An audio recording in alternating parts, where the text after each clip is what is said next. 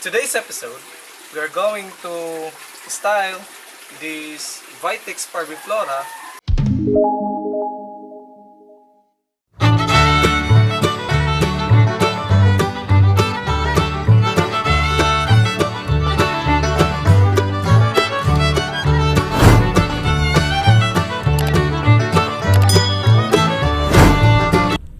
Hi guys, it's me again, GC, and welcome back to my channel, GC Bonsai and Gardening. In today's episode, we are going to style this Vitex Parviflora that I got.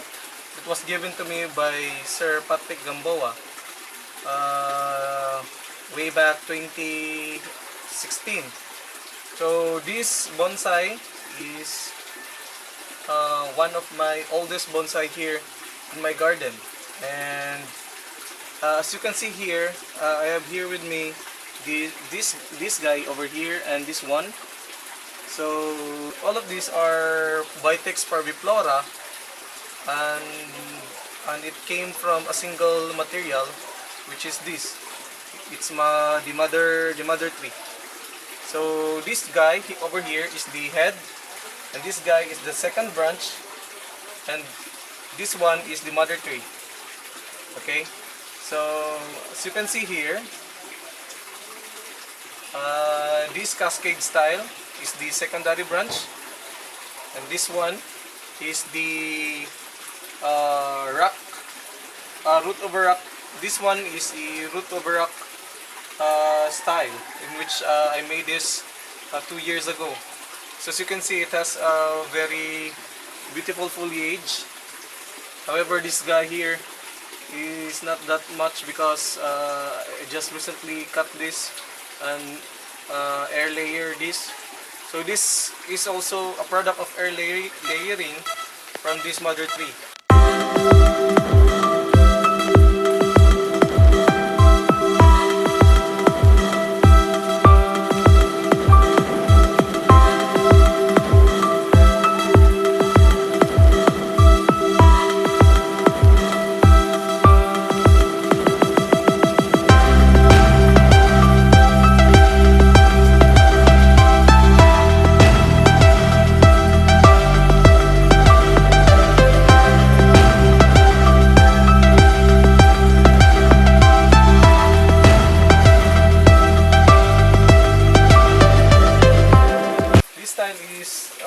What we call Candelabra Style, since it is just like a candelabra and then a war candelabra, something like that.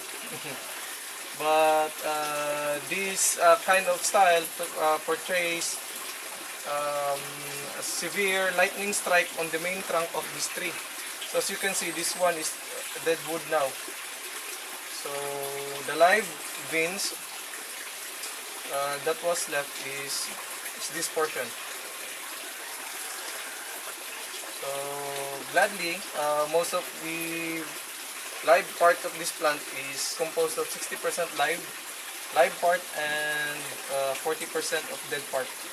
The only live part that has left is the trunk here and this primary branch over here.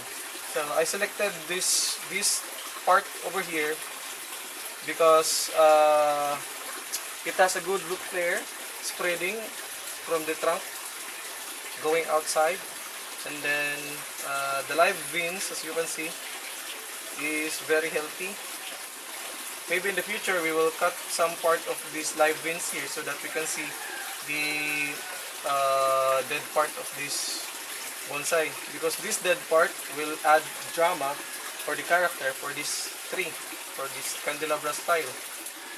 So now we will be doing a grooming for this mother tree. So come and join me.